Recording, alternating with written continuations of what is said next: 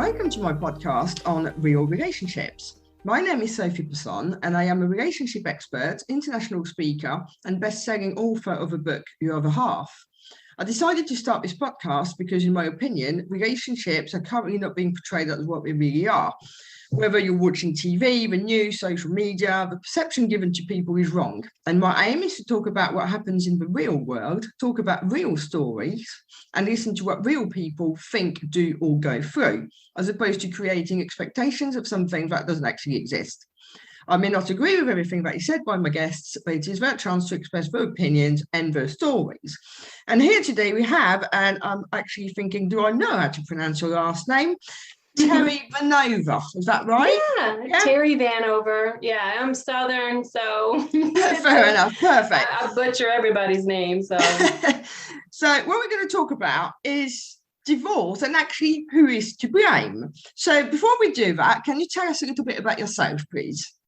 Oh, sure. So my background is, you'll hear my, thick accent here pretty soon, but if you can't tell already, I grew up just poor country girl in, the southeastern part of the United States, and a lot of poverty.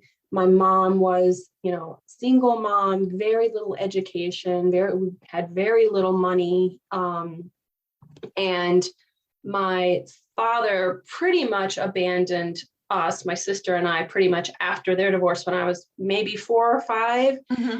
And, now looking back at it, I can recognize, he was probably a functioning alcoholic too. At the time, they didn't call that, just someone who drank very heavily. And so our visits were very infrequent. And when we did see him, it's pretty negative, the comments that he made. And I was sexually abused when I was 7 years old by a family member. And the reason why I talk about this and share this is because all of these traumas, upbringing, conditioning, like all this shameful stuff that I was holding on to, it caused me in one sense as an adult to become very driven and very motivated. But on the other hand, my intimate relationships were a hot mess, because of this, particularly, I would say the abandonment by my father. I really looked to men for validation and for love. And within a few short years of my own marriage, it fell apart. And I think, sorry, I interrupt you, but I think there's a thing here as well, which is people don't realize, I hear some coaches or whatever you want they call themselves, the past is the past, we put it on in the sand and we look forward. No. You cannot look forward without dealing with the past. And all of these things that you've just mentioned are what defined you, but also what's holding you back, isn't it? Absolutely. I mean, it absolutely, filtered how I showed up in my marriage. I mean, I was controlling, needy, for that validation. Because, again, it's because like now with all the tools and things that I have at my disposal, and also the trauma training that I've taken on, I understand, like, I don't feel safe, I don't feel secure, and I'm looking for that somehow. And I'm looking for that on the outside. And within a few short years, my husband and I, divorced. I had 2 young children, very similar to my own mom, who probably suffered a lot of the same trauma growing up that I did. It's generational too. Yeah. All the trauma just is passed down. And during my divorce, it was horrific. I lost my mom, who I felt like was the only person who could really understand what this is really like. And the stability in your life. Yeah. I lost my home because of the financial decisions I made, because I was just so overwhelmed with the divorce. I was hit by a van while riding my bike, so I had all these health issues, almost lost my job just because I was a mess. Yeah. My divorce and all the other things around it just threw me for a complete loop. And when I came out of it, the good news is that was also my awakening. It was also my journey to healing. And now I help others heal. And hopefully in some small ways, I've helped many people prevent divorce. Because I do think it is preventable in a lot more situations than we're really talking about. am I pro-divorce? Not necessarily, but I do think it is, if you're in a toxic relationship, you're married to an addict or an alcoholic, and it definitely, for women in particular, they're not chained to being married anymore the way they were in the olden days. Yeah. But I do think that there are some things that if people had more relationship skills and more communication skills and have healed their own trauma, we could prevent more of these divorces. And I think as well, because I was talking to, because in the UK has just come out a no-fault divorce. So Yes, I saw that. before, there had to be a reason. Anyway, so I went to speak to her. We were, funny enough, talking about doing a podcast and whatever. And I just said to her, and I'm sure you agree, that one of the issues is that people don't necessarily marry for the right reasons or the right person. And before doing this kind of work, I was doing dating events and I could see it. What people look at is the job status, the money, what they look like. There's nothing about life decisions or life vision even. Are they going in the same direction? And I know that when you're 20, you're not going to know what you're doing at 50. I get that. And the other one is people who are like together, they move in, and then we might as well get married. And that's not, again, a good enough reason to get married. And I think that if at that point it was prevented, I mean, I said no. It's been discussed, I've been asked 6 times. I've always said no because I knew it wasn't right. Don't get me wrong, like everybody, that is something that for the right person I want to do. But you've got to be able to say no too. Yes. I mean, that's, you've really just hit the head on it, because I think so many people really don't know themselves before they get into marriages. And so that's really a big factor in divorce. People really don't know themselves. They haven't really done the inner work on themselves to be their best version of themselves in their relationships, or they have unrealistic expectations. I did of what a marriage is. Or they want to be saved. That's a massive one. Yeah. Not consciously. I definitely don't think it was and it was just like, oh, I was looking to him to meet these needs that I've totally learned to do on my own. I feel safe and secure and loved unconditionally on my own. And now I'm remarried and we can complement each other. We bring out the best in each other. About being a whole person. And a lot of times with my clients, there's this wounded inner child that is seeking something, whether it's and some of my clients, it's just been they felt invisible as a child. And so they want to be seen, they want to be heard, they want to be acknowledged. And I actually said this to one client one time. She was married at the time, and her thing was her just my love language is words of affirmation. And while I like the book Words of Affirmation, and the more you know about yourself, the better it is. If you have unhealed, issues and trauma, sometimes those love languages can be miscues for something that isn't resolved. And I said to her, just for the benefit of people who might not know, do you want to re-say what the 5 are? Oh yeah, words of affirmation, acts of service, is it gifts, touch, quality time. Okay, time. That was another one. I had a client who also had a thing about time, and I'll explain that too, how that was related to her trauma. And so, I said to her one day, I was like, well, when is it enough? How many compliments do you need? And when you ask yourself that question and you realize nothing's ever enough, there's something going on within you. Oh, is it once a day? Is it twice a day? Is it 80 times? When is it ever enough? Is there anything that your spouse could do that's ever enough? And the same thing happened with another married. I see this with the married clients. They're looking for these. What we do in our marriages is we unconsciously or subconsciously marry someone to fill that void that our parents didn't give us. And she just kept saying, he doesn't spend time with us. He doesn't spend time with us. And it was this whole thing. And then when we, dove into her background as a child, there was a lot of like neglect. Mm-hmm. And so she felt like he needed to be there. And like, it's like, well, again, when is it ever enough? When can he have his personal space? When can he have his personal time? And the other thing as well is people they want the other person to do whatever first.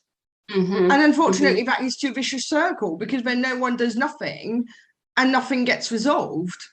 Mm-hmm. Mm-hmm.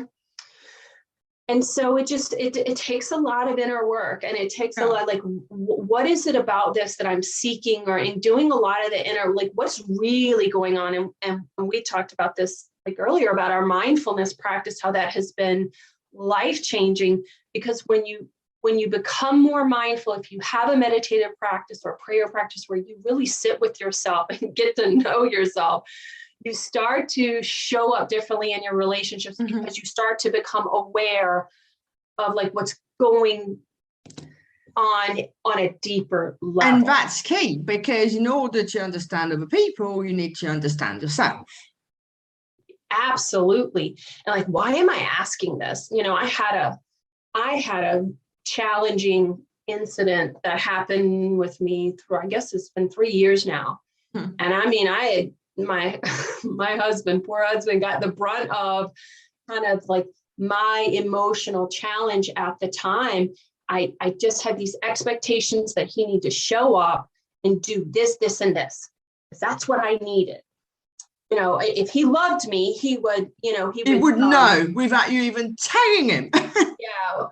Or he would just follow through with what I'm saying. He should put up the boundaries, for me, because this is what, he should stand up for me. It's kind of like what my mindset was. And when I kind of like relaxed and, just kind of deeply looked into that, and like also opened myself up to that vulnerability, and open myself up to being loving and accepting him as he is, and accepting him for who he is.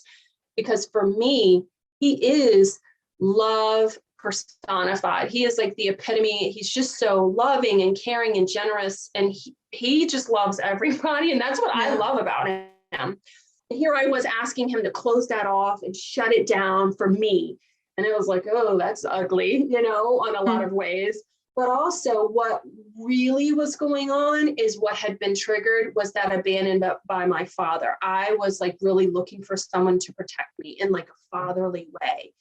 And if he loved me, he would, protect me. And when I kind of like, it was like my aha moment. And I just was like, oh, that's what's really going on. I want him to protect me like a dad in a sense. And when I let go and like, you know what? He can love who he wants. He can, I can't put a boundary around that, because that's really what I admire and respect about him. So when we show up as our highest level person, I believe like most of the time, our relationships become more aligned, more higher, like, or whatever this, spiritual word you just better. And if you show up and you know that you've done the work, you show up day in, day out as your highest level person, and that person still isn't meeting your needs, and they're still, doing something that is not in alignment with what you need, then you can walk away and feel like, okay, this is, I did everything that I could, and I'm understanding that this relationship is unhealthy, or we're not meeting each other where we need to be. So, but it does take a lot of inner work, and the mindfulness is a big part of that practice. So if we go back to divorce, I think that the most common answer that people get when you ask, so who's to blame? It's always the other person, isn't it? We can never be to blame. It's always the other person. And actually, people, if they want to grow and if they want to move on into a healthy, happy relationship, they need to realise that they played a part, however difficult it is to realise and face up to. And as you said to me when we first met, you caused the divorce yourself. And sometimes it's subconscious. Sometimes like we minimize the red flags, or we didn't really speak up in the relationship, or we didn't really make our needs heard. So the thing is, when you blame someone else, you give up your power. Mhm. And when you stay in that victim mode, oh my gosh, there's nothing more disempowering than that. But when you take accountability, you're also showing how you can grow. You're also like, you know what, I'm taking my power back. I can grow from this. I can use this as an opportunity. Whatever the challenge, you got to look at every setback, every challenge just like that. Can, blame that, horrible dad who does all this stuff to me, or the horrible mom that does this and this, or my ex-husband. Or I can say, you know what? This person's here to teach me something. Life will show you, and people are here to show us where there's still parts of ourselves that still need to be healed and Yeah. where we can still grow. So if that person is challenging you, or they're like, your biggest, your biggest trigger, you can go, okay, how can I show up differently in this? Or what is this teaching me about myself that I still need to work through? And I think the thing as well is that obviously no one gets married with the aim to get divorced. I think that's quite clear. Um, as I was saying with this divorce earlier, well, she said, marriage is the easy bit. Divorce is really difficult and painful and all the rest of it. But you have to see that your own behaviour may create a reaction in somebody else. And then, what I see sometimes because I think there is a garden path that sometimes it has been treaded for too long and there is no alternative but divorce. But if it is not at that point, but they basically are now unwilling to start being what the other person needs for them just out of spite, really, because they think their needs aren't met, is where, they start to be just as much to blame. You're absolutely right. Resentment is the number one relationship killer. It just kills relationships. People just, that it's, and then that's the sad part. People wait until the habits are so ingrained, the communication skills are so off the tracks, and the resentment is built up that the person can't let their guard down to even reconnect and rebuild. And something you said at the beginning kind of made me remember how, like, one of the things that I think contributes to divorce is the lack of effort that people put into their marriage. Couples spend 200 hours planning a wedding. 200 hours, I think, is the typical average. But if this is a huge if too, and I should find the statistic on how many couples actually get premarital counseling, only 6 hours on pre-marriage counseling. Well, to be fair, I'd not even heard of that, because I think that people think that if they're getting married is because they're fine, they're settled and all the rest of it. And not necessarily. Yeah. No. And the other thing is, like, I would love to have, like, almost like an ongoing prescription for marriages where you go in, like you do the doctor, and you have a checkup.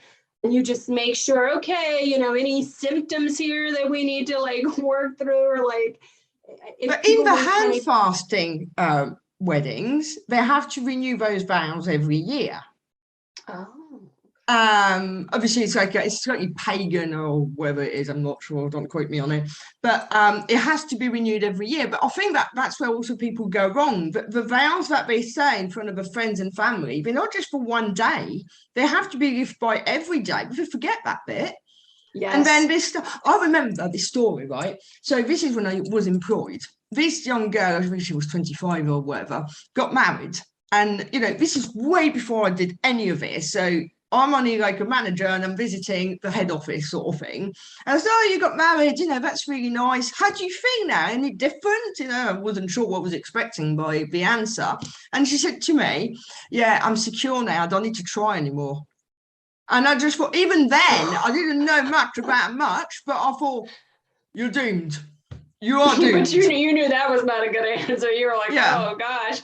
Absolutely. People take it for granted. And it's like, you need to and you know what they say, the number one predictor of marriage success is couples who date each other, who have regular date nights. It's that simple. But it sounds simple, but it isn't, because we've got 5 kids between my spouse and I I know how difficult it is to make that time, but we do it because I'm we got to. because you have to invest the time and energy. And it's also a conscious, I love that you said like every year they renew their vows, because you know what, you do have to wake up every day and like consciously choose. I'm consciously choosing this relationship. I'm consciously choosing to make you happy and do what you need, you know? And so I remember one of my clients, and she and her husband had been married 35 years. And the truth of it was that, yes, obviously they knew each other. After 35 years, you do, don't you? But all they knew was things like, that's how he or she has a tea or coffee. This is how you do the toast. This is the brand of toothpaste you buy or whatever. But they'd grown, I mean, they sing together, but they had grown so differently in a way that they never shared the minor little details anymore. So they'd lost who they'd become because they'd not shared it with one another, because it's too busy looking after kids, grandkids, and putting everybody else first but themselves as a couple. Absolutely. Yeah, absolutely. And I think a lot of people make that mistake of putting the kids first. But really, you need to put the marriage first, because without the marriage, the foundation. The kids end up split up. Yeah, I was like, what? And again, obviously, we got to meet the needs of our kids. I'm not saying like, oh, you don't, you know, that's kind of but like, you've got to invest that energy into your marriage so that is like a priority. And people do not do that. They take each other for granted. They don't take each other out. They don't dress for each other. Just the little things. And you go back to the airplane thing, you know, the oxygen mask. The reason why you don't put it on your child first is because if you can't put it on yourself, what is the poor thing going to do? They need you first. Right. It's so true. It's so true. And it's so sad. It's so sad because it's preventable. It's instinct, isn't it? You want to protect the child. Yeah. But I mean, divorce is preventable. And I think, you know, one of the worst things I've ever heard is like people will say, I don't know if they say this in the UK, but like divorce is the easy way out. And you're like, what? It's horrible. It's horrendous. It is not easy. You know, and I think there's some judgment, unfortunately. I mean, not so much maybe in the younger generation, but I think that certainly people my age and going into 50s, 60s, they do feel that they're failed, because that's what society kind of taught them when they were kids. And as a result, sometimes don't divorce, and therefore everybody's unhappy, which is not healthy either. Yeah. And listen, here's the thing. Divorce isn't easy. Marriage isn't easy. You got to decide, like, you know, where you want to invest in that. And again, I believe in like doing everything possible. And of course, earlier on, I think the biggest mistake is like so many people wait until, you know, I use the analogy of it's too late. You know, it's way too late. Like it's practically dead. The marriage is dead before they'll go even and get help, instead of at the first symptoms. Hey, we keep having the same issue over and over. Maybe we should go like work this out with a, you know, a coach or a therapist, and like figure out like what's deeper in here before we start, you know, getting. What I find a lot is that people don't have the conversation because they think it's going to be difficult. They think the other person is going to say A, B, C, or D, but they know them so well that they know the answer already. And then they go, right, it's my problem. I need to sort it out. And that's the beginning of the end, and the beginning of the actual grieving cycle, because by the time they've done the grieving cycle, it's too late. They're leaving. And within a couple of months, they might meet somebody else, and the person then goes, or the left person, shall we say, goes, oh, they must have been cheating. And the answer is not necessarily. They're ready. They've done all of it. Yeah. You didn't have a clue because they never had that one conversation. Yes. I need to look up the statistics in Europe, but in America, 80% of divorces are filed by the woman. Right. So, you know, I'm not surprised by that at all. Yeah. Yes. And so a part of the issue is that men and women also have different ways of looking at things. So women will say, I'm unhappy. I'm unhappy. So they'll be saying it for years. And I believe that. I believe that women say it, but I don't think it becomes white noise. It's not heard. I don't think they believe it or hear it, because men, this is a generalization, of course, but like men typically tend to be action takers.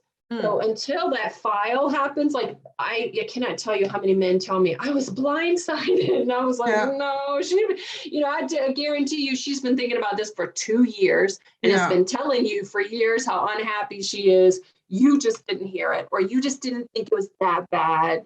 Yeah, that's really what happens. So, and then when the woman takes the action step, then they believe it, And I think that the thing as well, so, once the split occurs, and it's not just for divorce, it's split full stop, even in just in a relationship, you have to be able to forgive and acknowledge that, this tea played a part in your life, and whilst they're not there anymore, forgiveness is huge. And even when something bad's happened, like with cheating, for instance, and I think it's a different type of cheating and it's a different conversation altogether, but you've got to understand that sometimes, not in all cases, but sometimes you have played a part in that. Sister, forgiveness, that's like we could do a whole other podcast, because I love talking about forgiveness. And it, like I said, resentment is the #1 relationship killer, and the cure for that is forgiveness. Girl, I am like queen of grudges over here. And that was probably, like I said, my husband is like loving and so great, and just so he lets shit go like nothing. I was like, and he found me. And so again, he's my greatest teacher, because I'm like, and it has been a conscious process for me, and an intentional process to let go and forgive. And I tell my clients, because I give them like specific forgiveness exercises, I'm like, look, I practice this all the time. My husband doesn't even know it, but I'm like writing my forgiveness letter all the time, because it is a relationship rescuer, because you got to let go of that resentment. You can't hold on to it. The thing is, certain things are important. Yeah. And I get why it's more difficult to forgive certain things than others. But some things that people hang on to are also extremely trivial. Yeah. Yes. Or, again, and it goes back to that whole mindfulness and looking within you. And that's like when I teach people this forgiveness process that I do, like a big part of it is the introspection and the reflection that goes along with it. Like, what am I fearing? What am I holding on to? And so it's not just like, oh, I forgive you. And you're just like, it's really about like, what's deeper inside of me that I'm like filtering onto my partner. And, and then sometimes it's not even their fault. Like I talk about this, like how I did a forgiveness exercise on my husband, because he was like married before. And again, nothing he can control. And again, I had done a lot of work around, like, I'm grateful to her, because of like, she hadn't left him, I wouldn't have him. So it's like, there's a subconscious part of me that was holding on because of the challenges that we were facing because of their divorce, that was, spilling into my life. But like letting that go, and it just brings you closer. You let go of all that stuff. And it doesn't necessarily, like you said, it doesn't have to be big stuff. It can be that little stuff. And sometimes it is just recognizing, oh shit, this is a little thing that I am like projecting. So what does this mean to me? What does this little thing really represent to me that I need to really examine? And again, like you said, the accountability always needs to fall back on ourselves. And when we show up differently in our relationships, our partners respond differently. That's right. I mean, in NLP, they say that, it's completely, the actual sentence sort of thing is completely gone now, but there's no failure, it's feedback. So if you're getting the wrong response from the person, it's because you're not communicating properly. Yes. These things, all these challenges, all these things is just opportunities for us to grow as individuals. It's all about taking back your power and showing up differently, and looking at every obstacle, as every challenge is like, okay, everything that we've faced as a couple, like, has brought us deeper and closer. Now, at the time, it sucked and it was horrible, but it was like, when you get on it, but it's the mindset that we had, like, we're consciously committed to doing whatever it takes to like work through it and problem solve. And we keep on at it until it's resolved. If it means getting outside help, if it means, doing inner work on ourselves first and then coming together, whatever it means, like, we do it. But the thing as well is not forgetting is that however horrible it is, it doesn't have to be ugly. You see some of these divorces that costs hundreds of thousands just because they're playing each other. And they're making it difficult for themselves. They're making it difficult for the kids if they're involved. They're making it difficult for the solicitors, for starters. Mm-hmm. I mean, this person I was talking to earlier said when she started at the company she works for, there was she was given a case that had been ongoing for 2.5 years. And, she said that the other party was being a bit of an arse, but so was a customer. Exactly. So I want to kind of talk about this because the theme is blame, right? Divorce and blame. And right now, I don't know how that is I think this is how it is in the UK, because what I'm seeing in the literature and things that I'm involved in, there is this, like, definitely like culture of like victimization when it comes to divorce, and like that buzzword out there right now is narcissist, and everybody's got a narcissist ex. And I'm like, man, where were all these people when you were married? It's like, listen, are there high conflict people?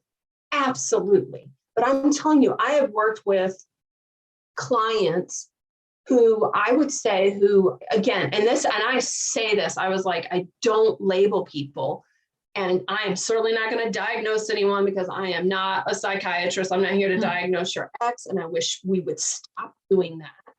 Because also when you do the labels and you start doing that, you're also going to shut down any growth and any opportunity that you're going to miss opportunities where you guys can come together. Because you're like, oh, she's such a bitch and he's such a jerk. They'll never do blah, blah, blah. And then because you've got the blinders on, you're so fixated on everything they're doing wrong. You're so fixated on blaming them and that you're not looking for opportunities where you can come together or you can solve the problem. And I have helped many clients who I personally was like, yeah, this ex is definitely, definitely, I call them high conflict, but like, I was like, wow. We navigate that and we work through some communication skills, and we work through them working on their own triggers so that they're not triggered by theirs. And we stay out of litigation.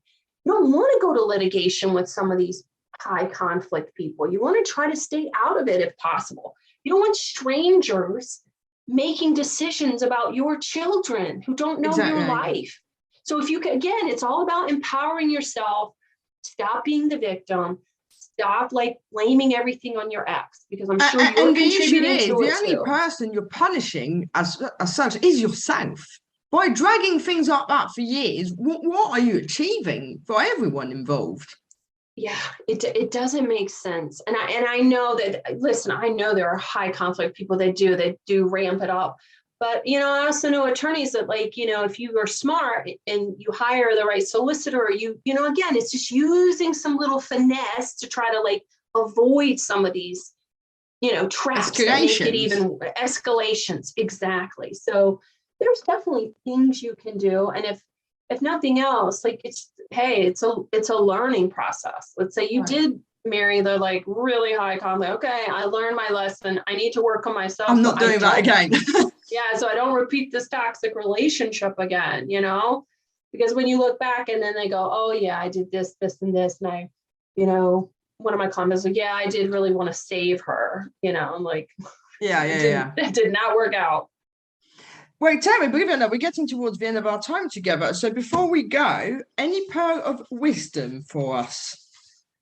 I think, we've summarized it up really well here, is that life and people will show you where you still need some healing, where you still have some work and growth to do. So if you look at these, high conflict people, you look at these situations as opportunities for growth, it will really empower you again.